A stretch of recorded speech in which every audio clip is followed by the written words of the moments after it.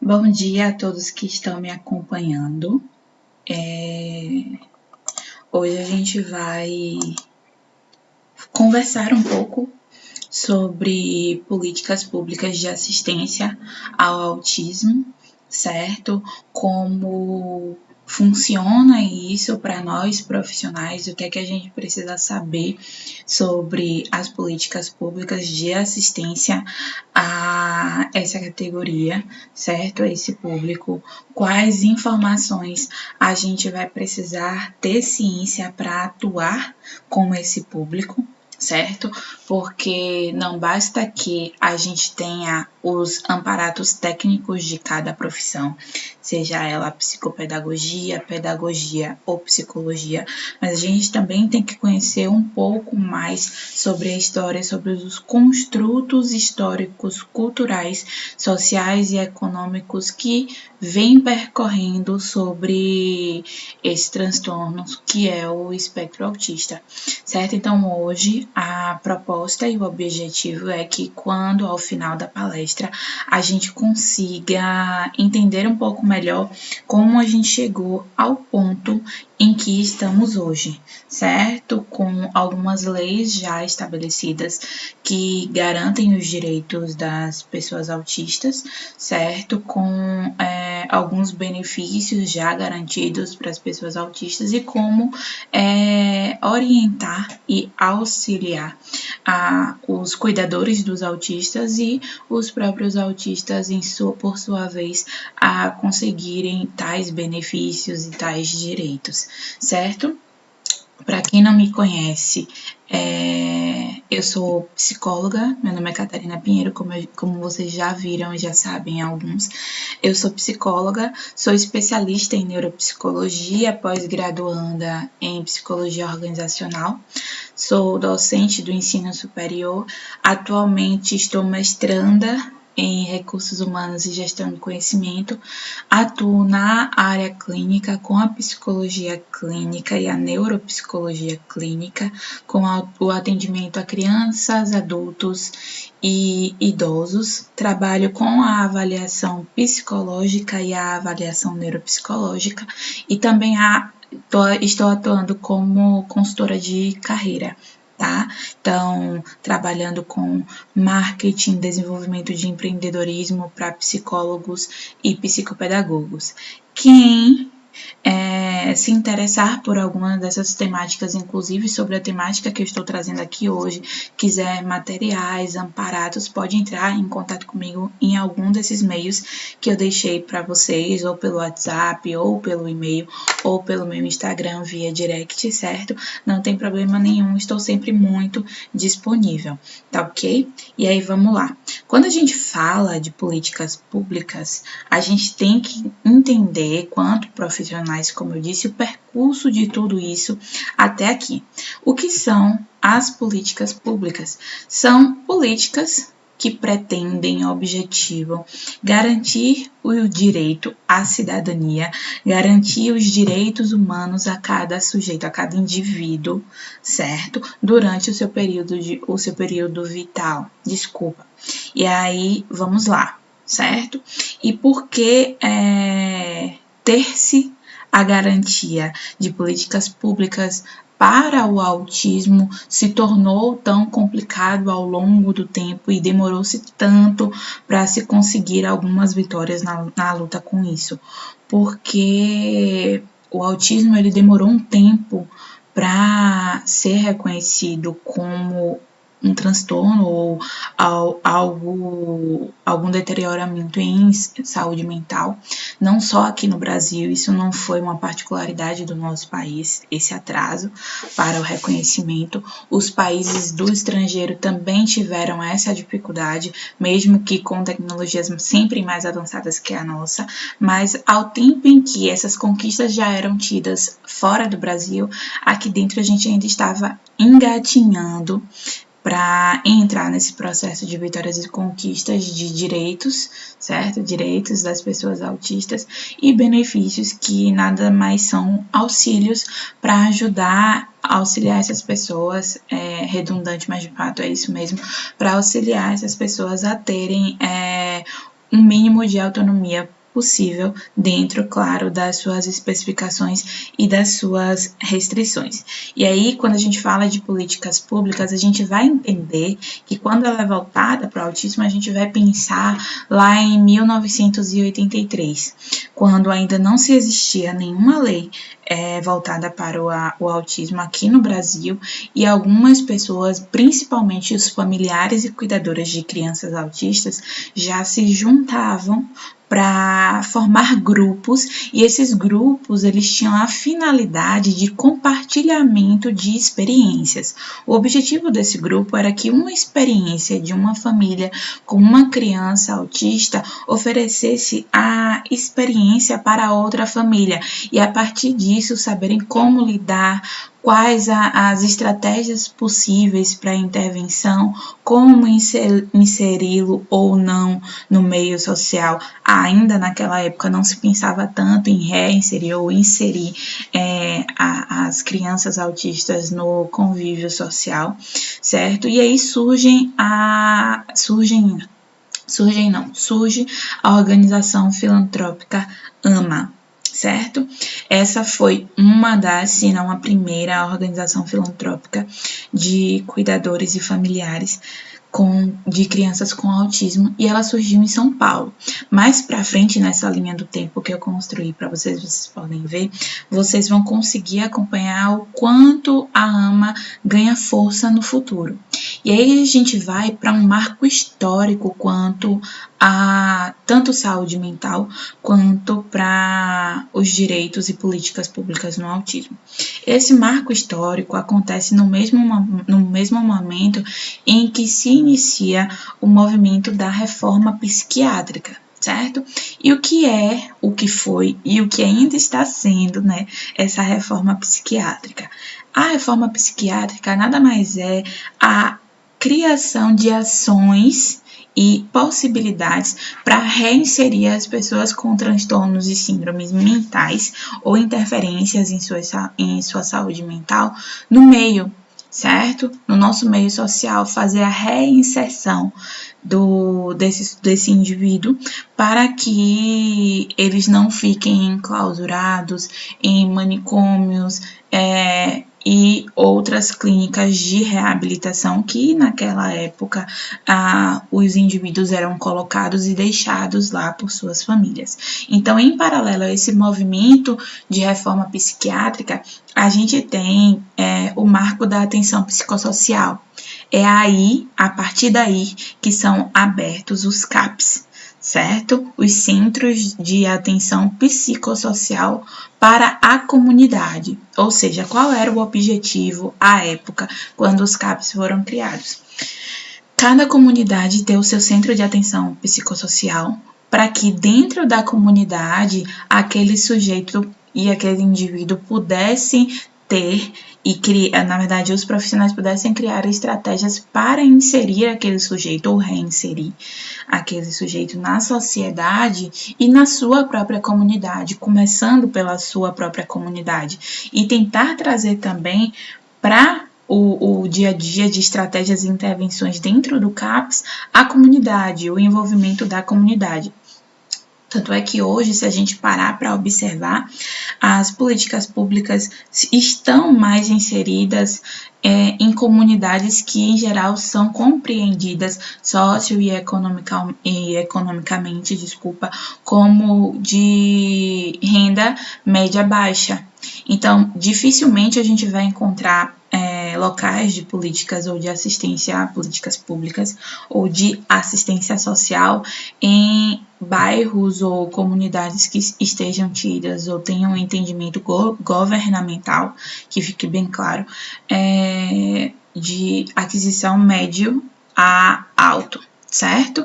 Então, assim, todos os centros sociais, como o CAPS, como mais para frente que a gente vai ver um pouquinho o CAPSI, todos esses centros são colocados nessas comunidades à época para tentar trazer essa intervenção conjunta com a comunidade, com a possibilidade e a tentativa de reinserção e inserção das crianças ainda não, mas dessas pessoas que tem algum transtorno ou que tem alguma deficiência quanto à sua saúde mental, certo? E aí vamos lá.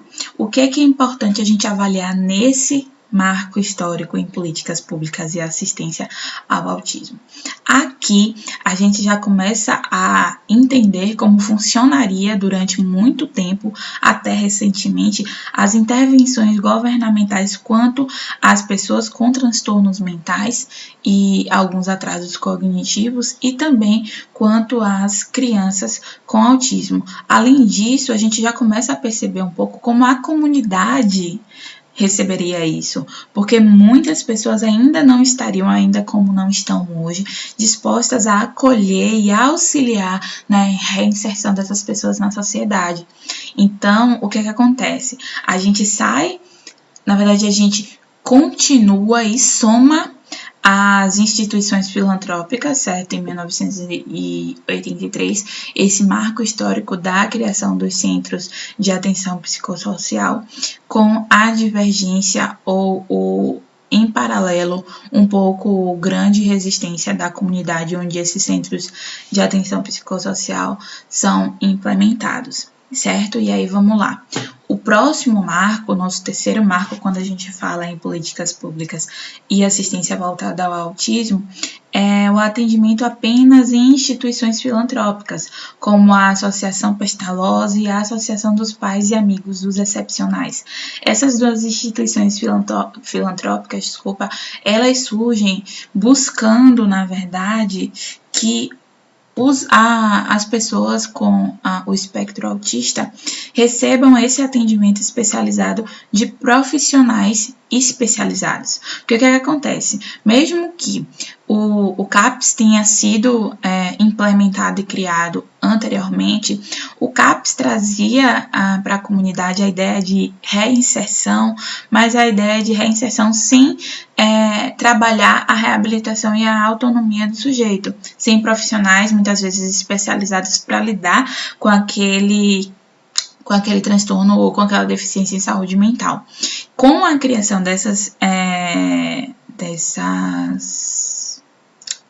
instituições filantrópicas, começou-se a pensar, assim como no exterior, em serviços especializados e não só mais trazer a orientação e o acolhimento e cuidado para garantia de direitos e benefícios. Começou-se a ter a noção de que poderíamos muito contribuir para o desenvolvimento dessas pessoas, certo? De forma efetiva e afetiva para que elas conseguissem de fato, de forma específica, ter o seu desenvolvimento e gerar um pouco de autonomia para esses sujeitos, certo? Depois disso, em 2001, e aí percebam que a gente sai de 1983, o início da nossa linha do tempo, e vai caminhando até 2001, certo? Com o marco histórico, e aí depois mais duas instituições filantrópicas. Em 2001, a gente tem a terceira Conferência Nacional de Saúde Mental. E é nela que o governo propõe, e as outras entidades também, porque as organizações filantrópicas também acabam participando dessas conferências, os representantes, e aí a gente tem esse marco também em 2001, que é quando é criado o CAPSI, que são os Centros de Atenção Psicossociais voltados para crianças, certo? Então, a gente tem os centros que voltam a sua atenção de forma específica e especializada para receber, orientar essa família, esses cuidadores e também receber e orientar essa criança com autismo, criar estratégias, acolhê-la e a partir daí não mais intervir nesse processo quando a criança ou quando o indivíduo é adulto, mas já se começa a ter a noção e já se começa a estudar e ter estudos científicos sobre intervir ainda quando o sujeito ou o indivíduo é criança, para que a gente tenha mais para frente um desenvolvimento, a autonomia muito maior, ou a tentativa de desenvolvimento desse sujeito, a autonomia mais efetiva, certo? Mais para frente, a gente tem a AMA, novamente, percebam que ela surge em 1983 e mais para frente, depois de 2001, ela ganha mais força e aí começam a surgir outras instituições com a mesma força ou quase a mesma força que a AMA em São Paulo em todo o Brasil. Então, hoje a gente tem a ABRA, certo? A gente tem a ABRA que beberam dos mesmos construtos e pensamentos de acolhimento a essas famílias, de troca de experiências, mas hoje, junto ao SUS, o Sistema Único de Saúde, que também dá suporte, e a gente vai ver isso mais para frente, que também dá suporte a essas crianças e famílias com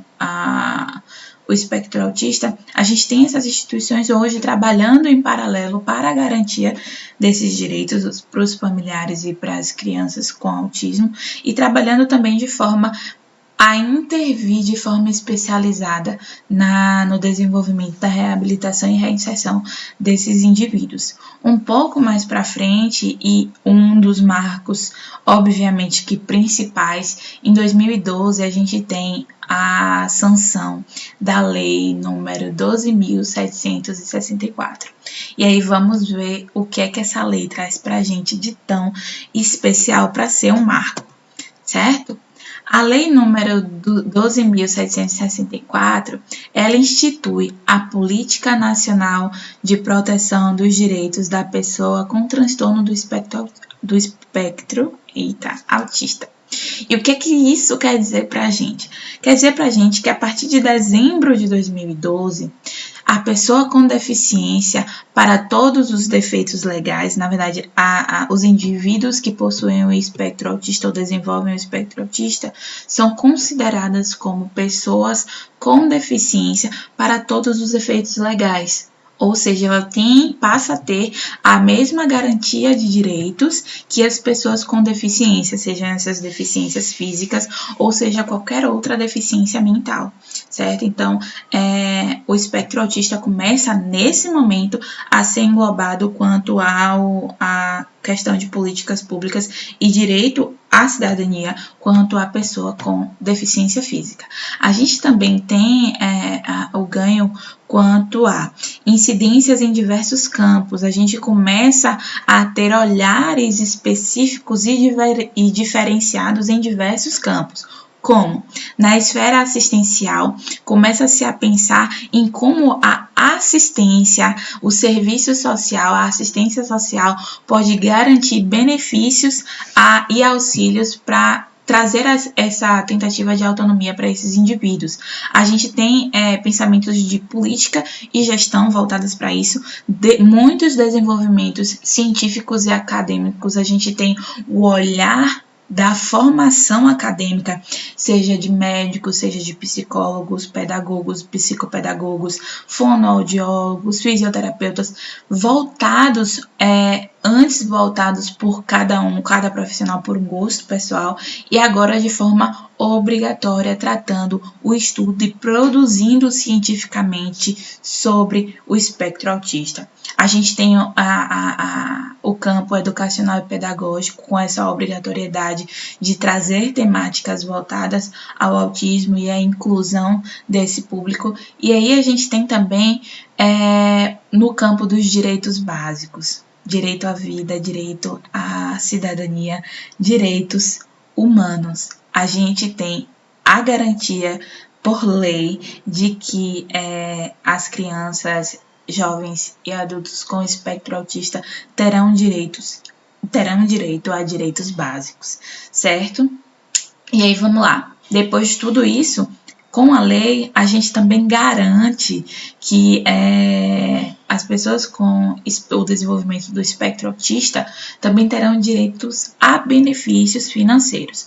Mas quando a gente fala de benefícios financeiros, a gente tem que pensar, obviamente, que é uma ajuda para todos os gastos que envolvem a família e o indivíduo que tem acometido pelo espectro autista, certo? Mas a gente também precisa ter o pensamento quanto profissional de até que ponto, e isso é bom, o que é que pode causar de ruim, certo? E como isso pode influenciar no dia a dia, no cotidiano e nas relações daquele indivíduo do espectro autista, porque infelizmente a gente ainda vê muito famílias utilizando esses indivíduos para a conquista do benefício. E a gente vai falar isso mais lá para frente sobre esse benefício.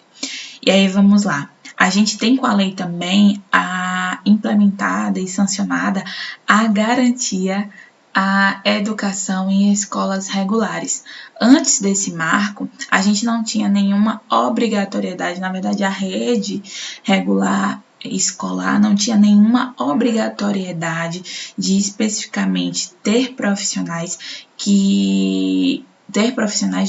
especializados para ensinar e trazer esse conforto da aprendizagem para esses indivíduos. Com a lei, já se torna meio que obrigatório que as escolas tenham alguns profissionais para assistir esses indivíduos e receber esse indivíduo.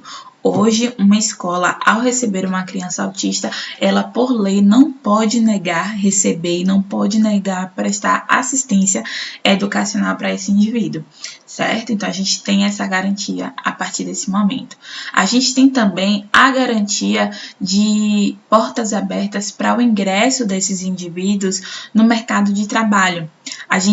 Percebam que com essa lei a gente começa a ter sanções legais, governamentais, que garantem uma luta que veio sendo percorrida desde 1983.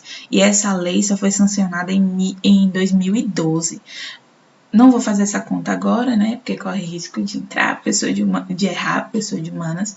Mas brincadeiras à parte, muitos anos depois é que a gente tem uma lei sancionando e garantindo todos esses direitos, inclusive direitos a questões básicas, direito à cidadania, direito à aprendizagem e principalmente direito de trabalhar, certo? O direito de poder produzir a sua própria renda, claro que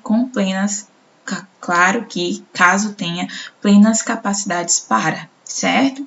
E aí vamos lá, o último ponto que a lei sanciona, tá? Isso aqui é um resumo de uma lei imensa, mas o último ponto em geral que a lei sanciona é a condição de acesso a atendimentos em serviços de saúde especializados, em oposição aos ofertados pela rede de saúde mental. Por que oposição?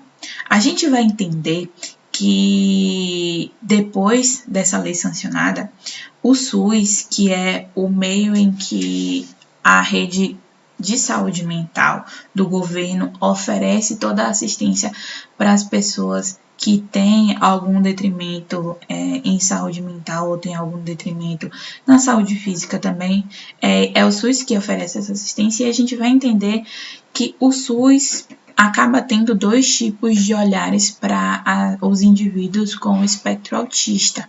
E aí, por que começa a se oferecer essa condição?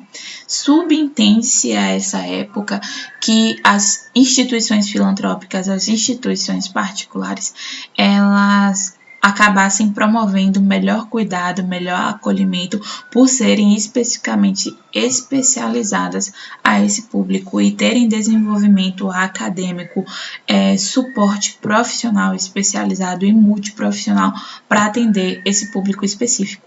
Então, acaba que falar de outras instituições em oposição à rede de saúde mental e trazer essa obrigatoriedade dentro da lei torna-se muito pertinente, certo?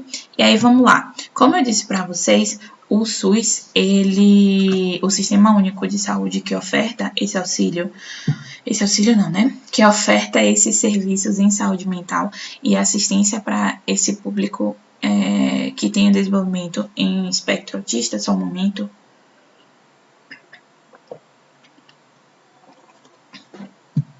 Que tem desenvolvimento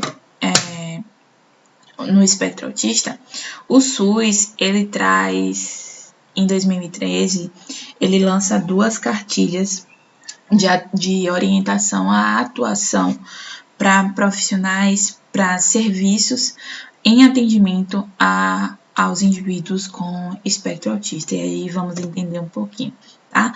Lembrando que, mesmo que a lei de número 12.764, que a gente está falando, que é a Política Nacional de Proteção dos Direitos Humanos da Pessoa com Transtorno do Espectro Autista, mesmo que essa lei garanta todos esses direitos, certo? Ou tente garantir todos esses direitos, que a gente sabe que mesmo que exista uma lei, ainda muitos locais não cumprem, mesmo que essa lei tenha sido sancionada em 2012 e a gente já está em 2020.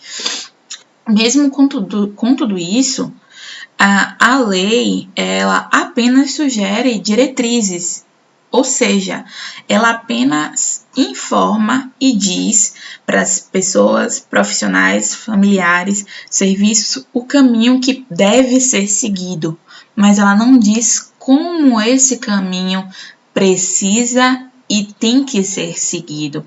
Então, ela diz que, ela traz que, em resumo a tudo isso, como as crianças e os indivíduos com espectro autista vão ter direito à atenção integral às necessidades de saúde como pessoa com transtorno do espectro autista, porque, claro, o indivíduo por si só, sem estar acometido por nenhum transtorno, já tem as suas especificações, já tem as suas especificidades, então ele já traz consigo outras questões. Então, garante também, porém, não só as especificações e o direito ao tratamento quanto ao espectro autista, mas também a obrigatoriedade à assistência de diversas outras instâncias que forem necessárias quanto ao indivíduo com o espectro autista.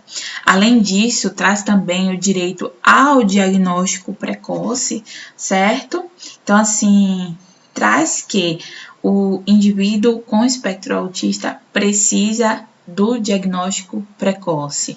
Está sancionado por lei a obrigatoriedade de respeitar o diagnóstico precoce, mas não diz como, não diz onde.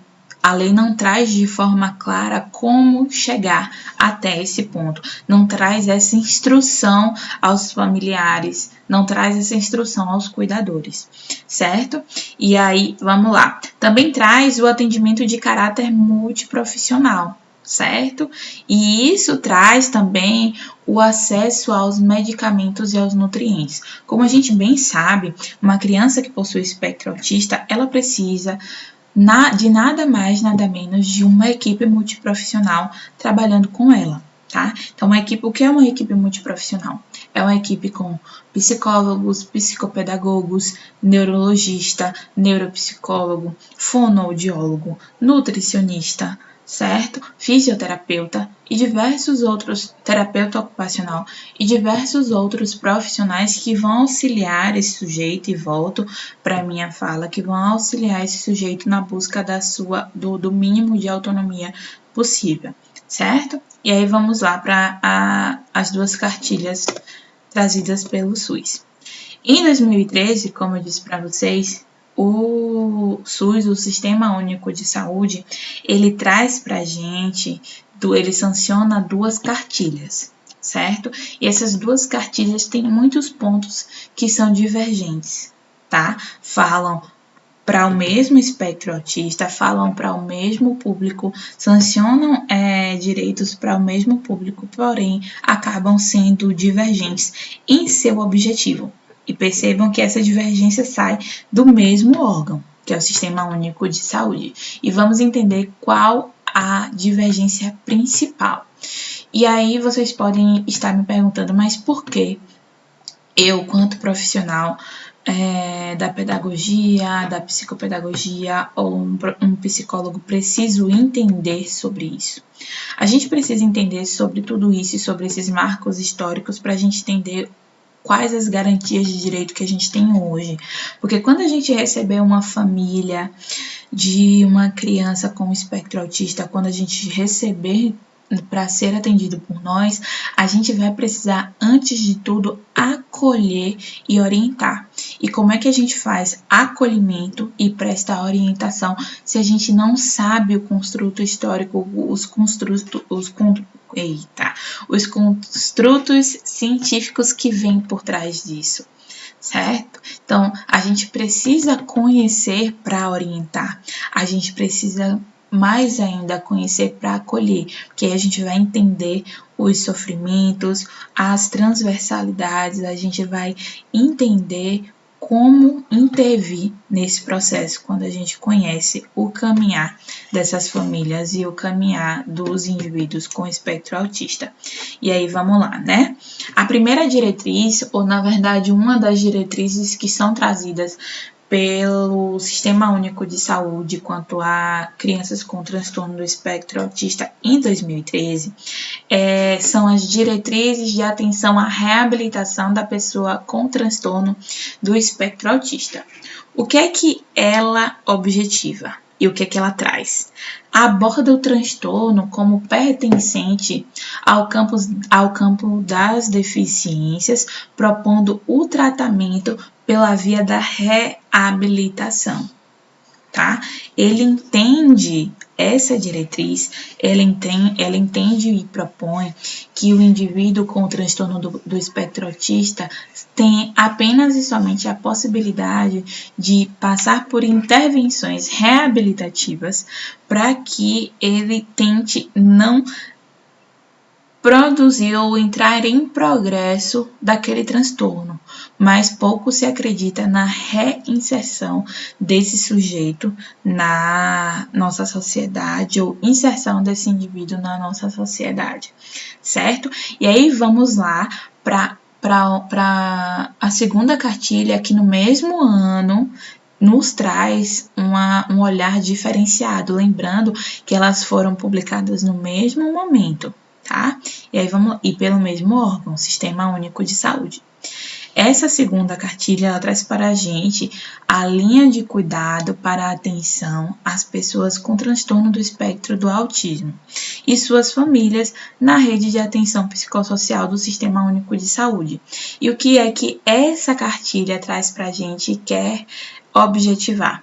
Essa cartilha, ela reconhece o autismo como um transtorno mental, certo? Já não mais como pertencente ao campo das deficiências, mas sim como um transtorno mental, pertencente ao campo de cuidados de atenção psicossocial.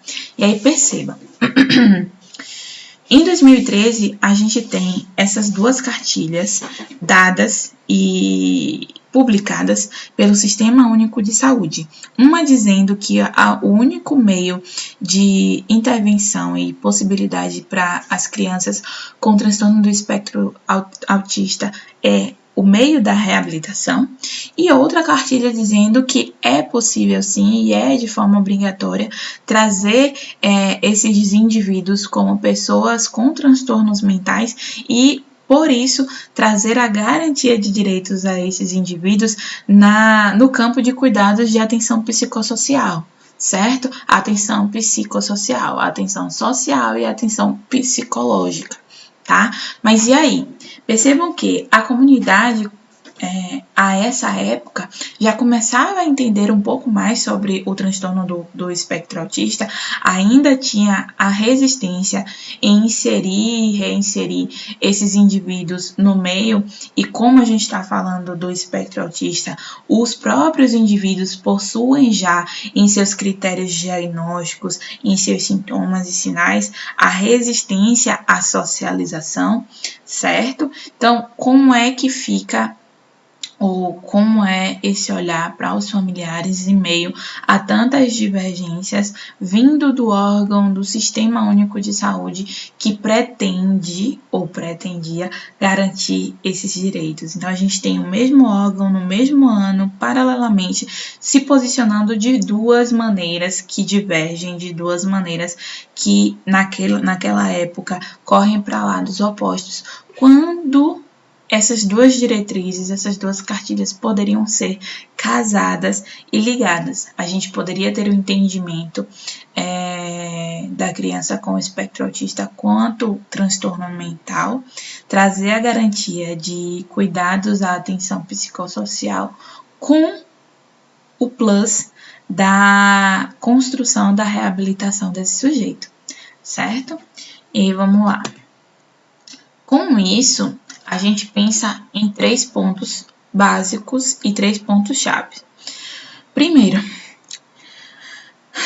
o direito a exercer a cidadania, tá? Nós, quanto indivíduos na sociedade, nós nascemos com o direito a exercer a nossa cidadania. E o que é exercer a nossa cidadania? Sermos cidadãos, tá? Votarmos, trabalharmos, estudarmos, termos renda, certo? Isso é exercer a nossa cidadania. E passa-se, então, isso a partir do marco de 2012, com a sanção da lei, e em 2013, com a divulgação das 2 cartilhas, passa-se a lutar pelo o direito dos indivíduos com espectro autista, o direito a exercer a sua própria cidadania, não mais ter pessoas opinando, escolhendo e falando por eles, certo? Passa-se a ter uma luta mais assídua em volta disso. Além disso, a gente começa-se a pensar nas diretrizes para o contato, certo? O que quer dizer isso?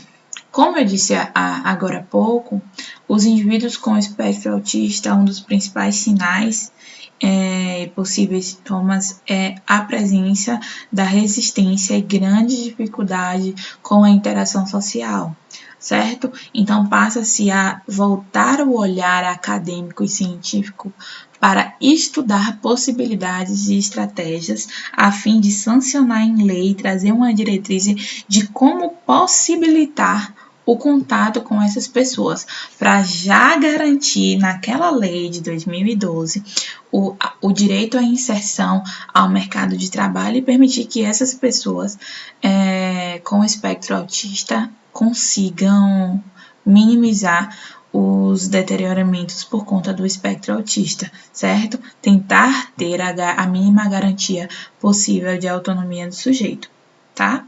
E o último são os arranjos e dispositivos para o cuidado com os indivíduos com espectro autista.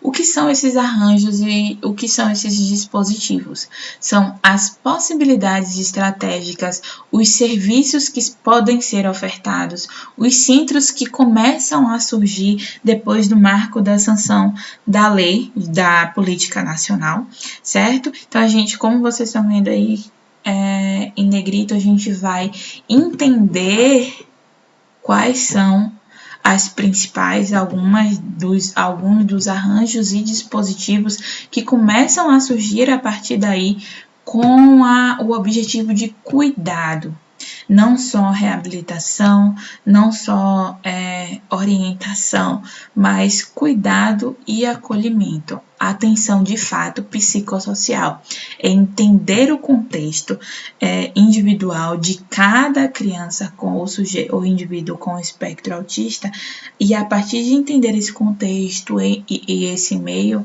realizar intervenções de forma psicossocial, voltadas para a atenção psicossocial, tá? E vamos lá. Aí, o que é que a gente tem? A gente tem 3 pontos super estratégicos. E quem tiver dúvidas, por aqui eu não consigo ver as dúvidas de vocês, quem tiver dúvidas eu respondo posteriormente, certo? Vocês coloquem nos comentários e eu vou respondendo posteriormente, não tem problema nenhum. A gente tem como primeiro ponto, tá? Lembrando que a gente estava falando sobre arranjos e dispositivos para o cuidado, a gente tem como primeiro ponto de arranjo e dispositivo profissionais e equipes de referência. E aí, o que a gente quer com esses arranjos e dispositivos? O que a gente quer com esse primeiro arranjo e dispositivo em atenção psicossocial? A gente precisa e necessita, quanto aos indivíduos com espectro autista, profissionais, certo? Especializados e capacitados para atender as demandas desses indivíduos. E aí eu levo vocês de volta para a nossa linha do tempo, quando eu falei da instituição governamental AMA, tá? Eu falei que a caminhada aqui no Brasil começa com eles e eles surgem depois de anos mais fortes, porque eles começam a investir em formação de profissionais especializados e capacitados especificamente para o atendimento à atenção psicossocial dos indivíduos com o espectro autista. Então, o arranjo dispositivo profissional é trazer e garantir, certo? Ter a oferta de especializações, cursos, a garantia de formação continuada a profissionais que trabalham na atenção psicossocial no CAPES e em outras plataformas do governo, outros centros de referência, profissionais especializados que entendam do assunto, que entendam de tudo isso que a gente está conversando aqui hoje, certo? Além dos profissionais, a gente não poderia deixar de também, junto com os profissionais, já que eles formam as equipes, né, pensar como dispositivo e arranjo as equipes de referência, tá? O que é uma equipe de referência?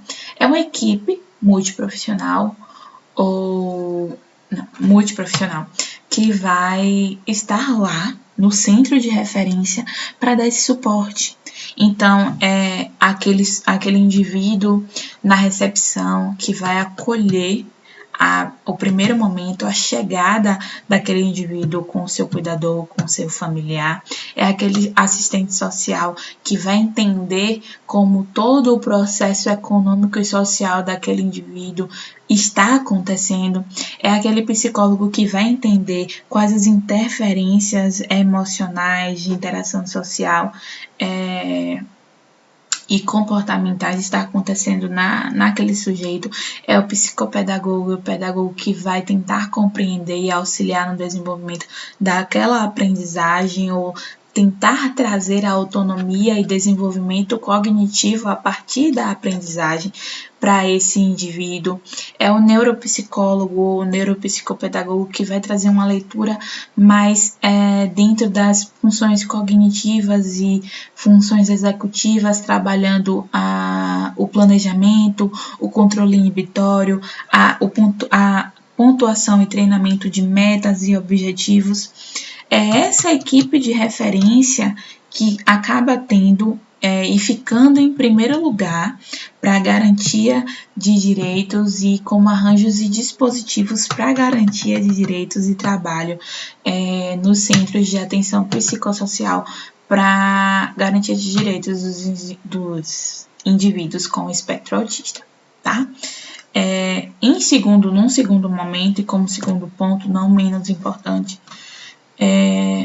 o projeto terapêutico singular, certo?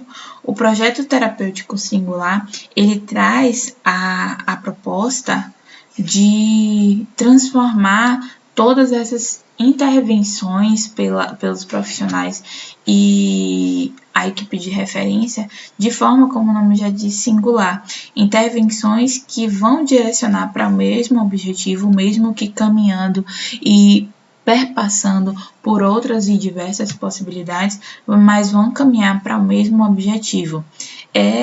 Esse projeto pode ter as crianças e indivíduos com espectro autista podem ter acesso a esse projeto a partir do Sistema Único de Saúde e ele entra como a segunda ferramenta, dispositivo para auxiliar nesse desenvolvimento, nessa reabilitação, nesse acolhimento psicossocial e tentativa de garantia de menos deterioramento possível e maior autonomia desse indivíduo, certo?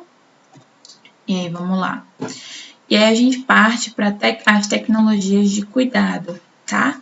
Que tecnologias são essas, certo? Quais são as tecnologias que hoje os profissionais podem utilizar?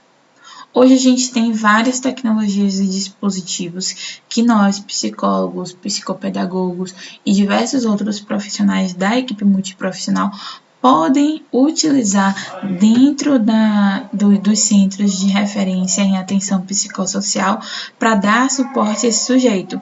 Então, hoje a gente tem a tecnologia de cuidado, a aba, Hoje a gente tem a psicanálise como um suporte e como também norteador para o redescobrimento desse sujeito. A gente tem dentro dos centros de referências técnicas norteadoras e cada centro pode desenvolver o seu. Obviamente que a gente tem técnicas bases desenvolvidas em cada centro de atenção psicossocial, mas cada centro também pode desenvolver as suas técnicas e os seus modos de intervir nesses processos. Então, a partir daí, são essas tecnologias. Claro que depois de profissionais de uma equipe especializada e capacitada em formação continuada claro que depois do projeto terapêutico singular, e aí a gente tem essas tecnologias como suporte dispositivo para tentar garantir a eficácia desse desenvolvimento dos indivíduos com espectro autista, tentando garantir o mínimo possível, e percebam que eu estou sempre falando isso, na garantia do mínimo possível de autonomia do sujeito, porque perceba,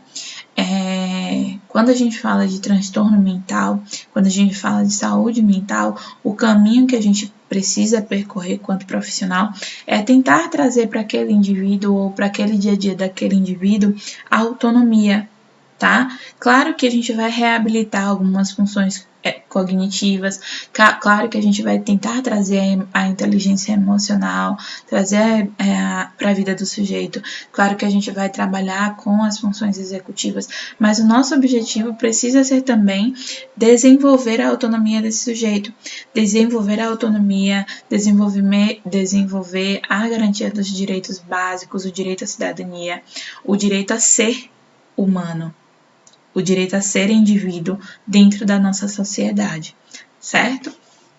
E vamos lá. Em 2018, voltando para as leis, em 2018, 1º de agosto de 2018, a gente tem a lei número 6.193, tá? Tem 2 anos, vai fazer 2 anos essa lei. O que essa lei traz? Tá?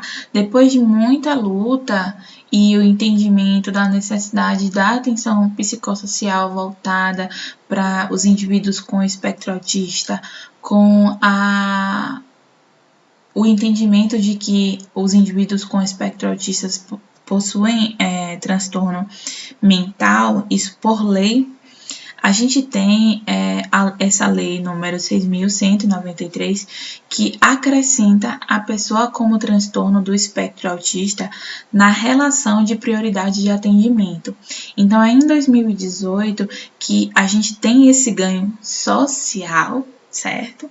É um ganho social sancionado por lei que nos garante que os indivíduos com espectro autista terão esse direito. E por que isso é tão importante? Porque, claro, a gente tem os indivíduos com o espectro autista não tão severos, mas a gente também tem os indivíduos acometidos de forma severa pelo espectro autista. E esses indivíduos têm muita dificuldade em esperar. Esses indivíduos, por serem locais com muitas pessoas, como eu já disse, têm dificuldade em socializar, em estar em locais com muitas pessoas, interação social. Então, nada mais válido, certo? Do que ter prioridade no atendimento para que esse indivíduo, quando em locais que causam sofrimento a eles, não passem por um sofrimento tão prolongado, tendo a prioridade de atendimento, certo? Então, hoje a gente já vê em shoppings, a gente já vê em bancos, a gente já vê em aeroportos, rodoviárias, o símbolo, certo, do autismo incluído junto a outros símbolos que garantem a prioridade em diversas situações. Então, a gente já tem o atendimento prioritário e preferencial para os indivíduos com autismo, a gente tem o atendimento preferencial, a gente tem essa prioridade linkada para eles. Mas aí começa-se a refletir. E aí volto à importância da gente ter esse entendimento e esse processo de construção científica voltada às crianças e indivíduos com espectro autista. Começa-se então a refletir, certo? Mas começa-se a refletir aqui. Sobre o quê?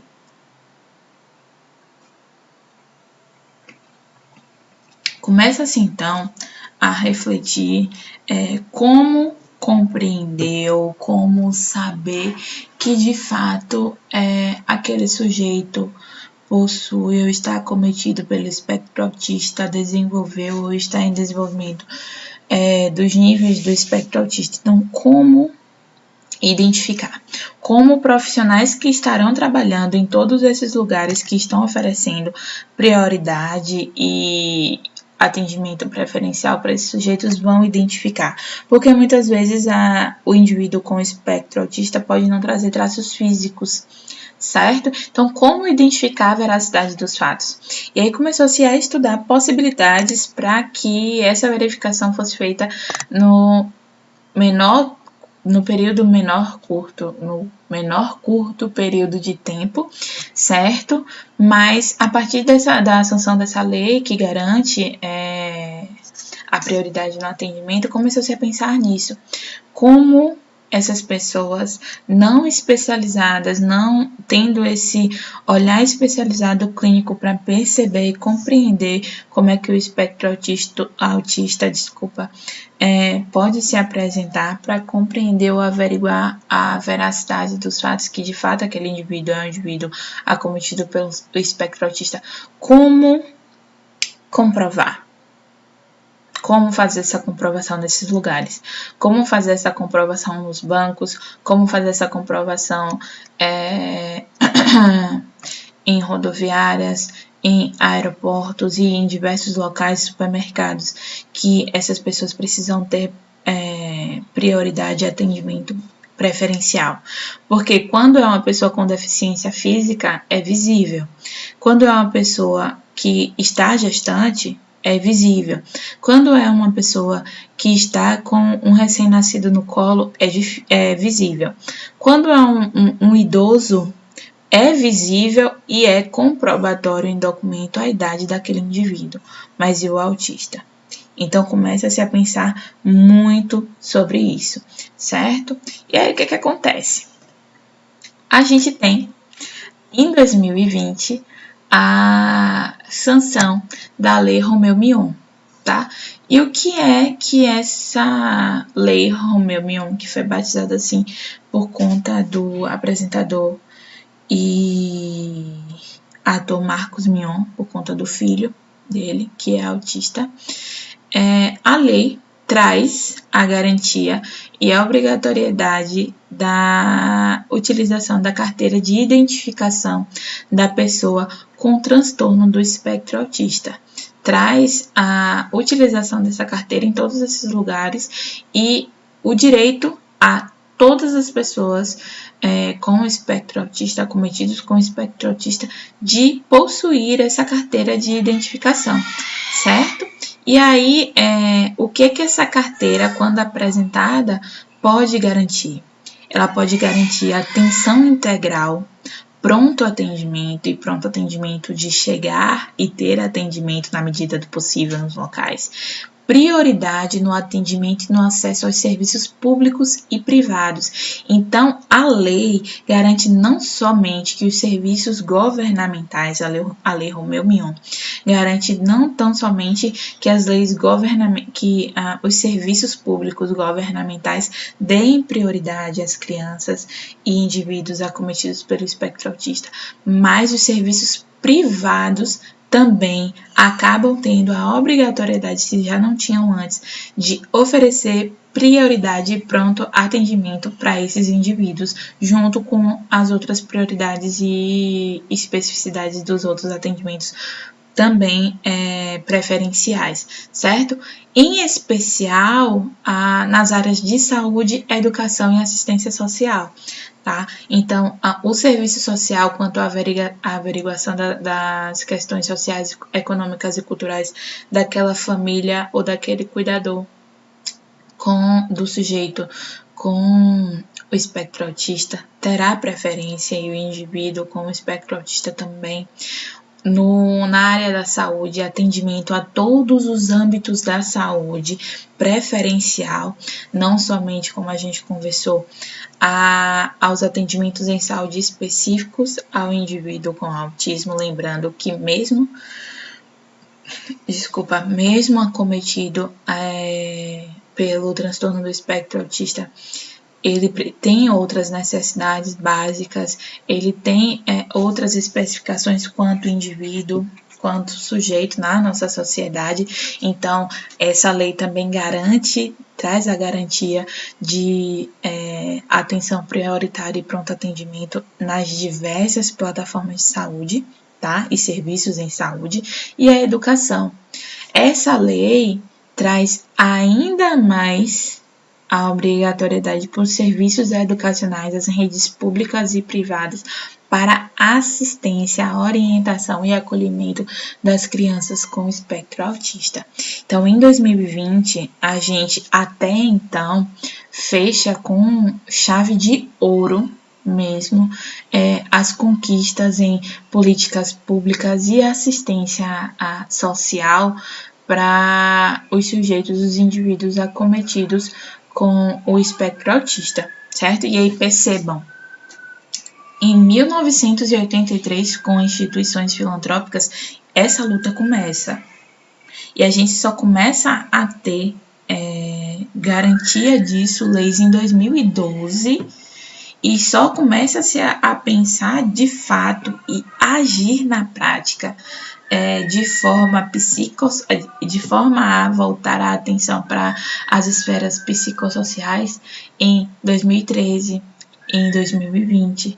Então, foi uma luta que começou de forma tardia e os ganhos, as conquistas acabaram vindo de forma tardia. Como ainda tem inúmeras conquistas em políticas públicas e assistência a esses indivíduos que a gente ainda precisa garantir em luta e em resistência, certo? E aí, vamos lá.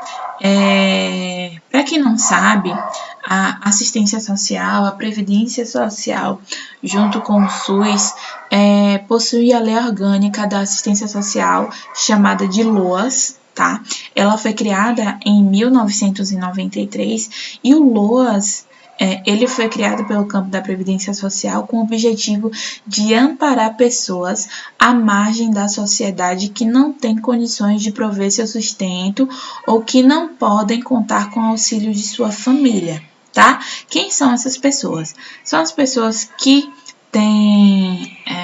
estão acometidas por transtornos mentais, são os idosos, são as pessoas com doenças crônicas, são as pessoas com deficiências físicas. E aí, por que é tão importante e é um marco histórico a lei que traz o autismo como um transtorno mental? Porque a gente já começa a partir daí, quando a lei é sancionada, trazer o autista, o indivíduo com o transtorno do espectro autista, e englobá-lo quanto a lei orgânica da assistência social. A gente começa a ter a previdência social tentando prestar serviço e assistência a esse sujeito. Tá? Pensando também nessas duas esferas, certo? Pensando na esfera daqueles indivíduos com o espectro autista que não possuem o auxílio da sua família, ou seja, a sua família já não possui renda fixa, certo? Ou possui uma renda limite, a que a gente vai aprender no instante qual a renda limite, certo? Ou aqueles sujeitos, no caso, os indivíduos com espectro autista que não conseguem gerar e prover a sua própria renda. Então, a gente já tem essas duas especificidades, certo? E aí, vamos lá. Só um momento, deixa eu beber água aqui.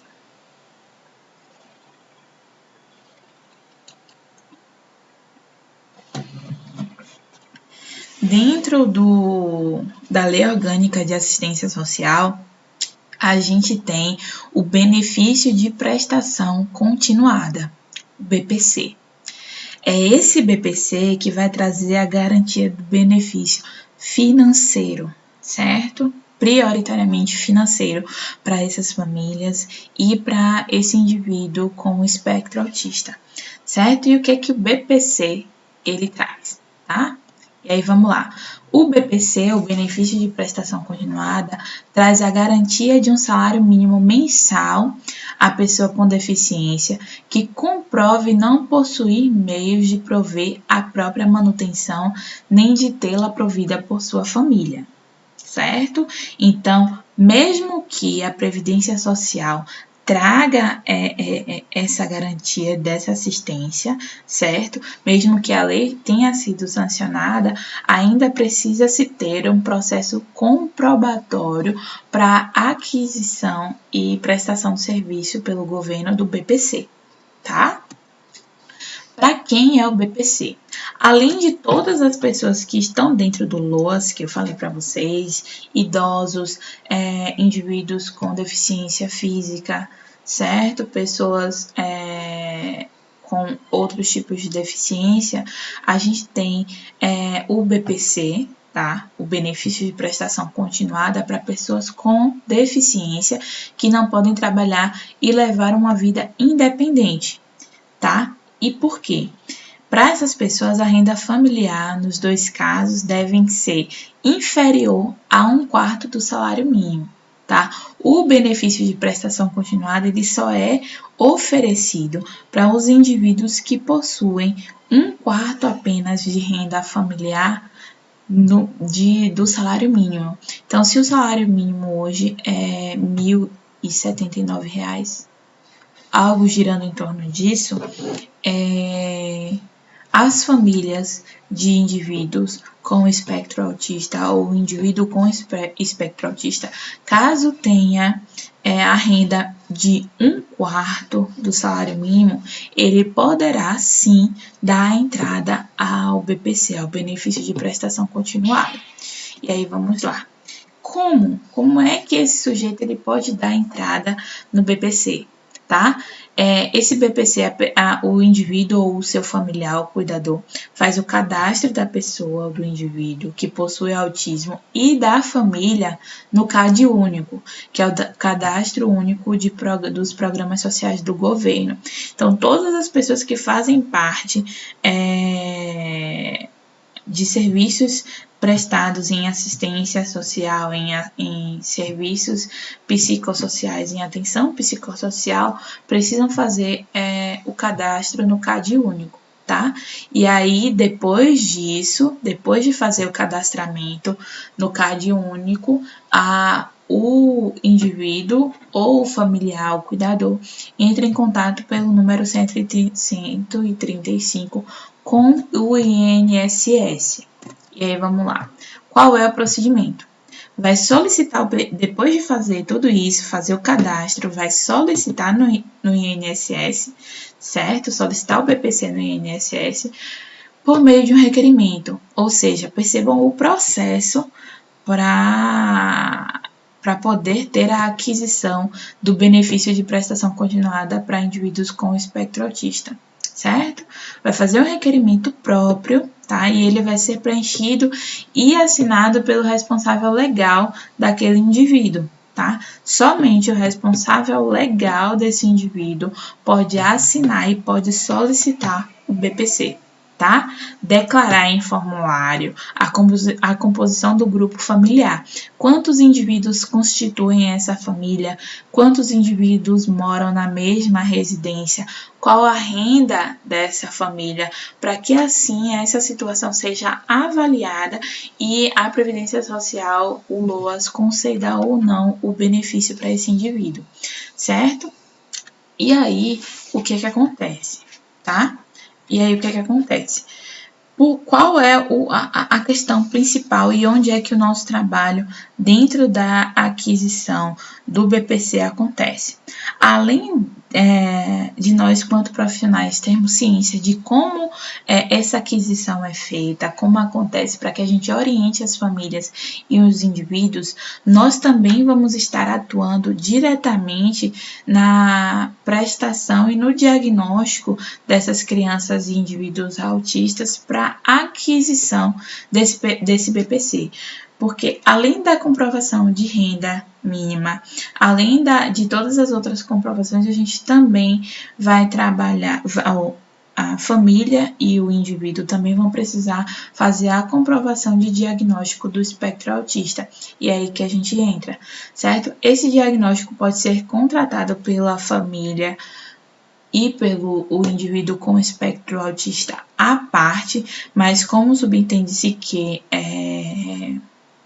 muitas vezes não há subsídio econômico para a contratação de forma particular, a própria Previdência Social oferece essa avaliação dentro do processo de solicitação do BPC, do benefício de prestação continuada, para que haja a validação do diagnóstico desse indivíduo com espectro autista.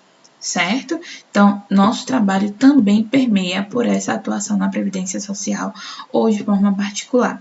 E aí, o que cabe a gente refletir com tudo isso, certo? Lembra que eu falei lembra que eu trouxe vocês para refletirem sobre o que é que os benefícios podem trazer de benefícios e de malefícios? Uma questão muito levantada em todo esse contexto histórico se de fato o recurso trazido, e o recurso, quando eu falo recurso, eu estou falando recurso financeiro mesmo, até onde o benefício de prestação continuada consegue agregar valor, sentido ao dia a dia dos indivíduos com espectro autista, tendo em vista que hoje muitas famílias utilizam esse meio para conseguir e cada cuidador conseguir dinheiro para si. Isso é um questionamento levantado por muitos estudiosos e por muitos artigos científicos que permeiam por trazer e tentar lutar por uma lei que caiba ou traga a obrigatoriedade de verificar onde esse benefício e como esse benefício está sendo utilizado após o governo, a Previdência Social, ceder esse benefício ao indivíduo com espectro autista. Então, fica toda essa reflexão.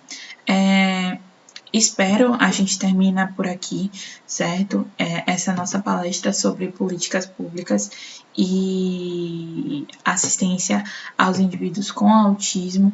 Espero que eu tenha contribuído um pouco com vocês no entendimento do caminhar das políticas públicas dentro e em prol ao espectro autista. Acredito que a gente ainda tem muito a ganhar e muito a lutar e resistir para termos mais garantias de direitos aos indivíduos com o espectro autista. Essas foram as referências que eu utilizei. Então, eu utilizei a política de saúde mental infanto-juvenil e seus percursos e desafios. Eu trouxe o Ministério da Saúde e estudos do Departamento de Ações Programáticas e Estratégias na linha de cuidado para atenção às pessoas com transtorno do espectro autista e suas famílias, certo? Eu trouxe também a contextualização da reforma psiquiátrica e seus critérios, certo? E trouxe também uma análise das políticas públicas brasileiras para o autismo, aqui entre a atenção psicossocial e a reabilitação.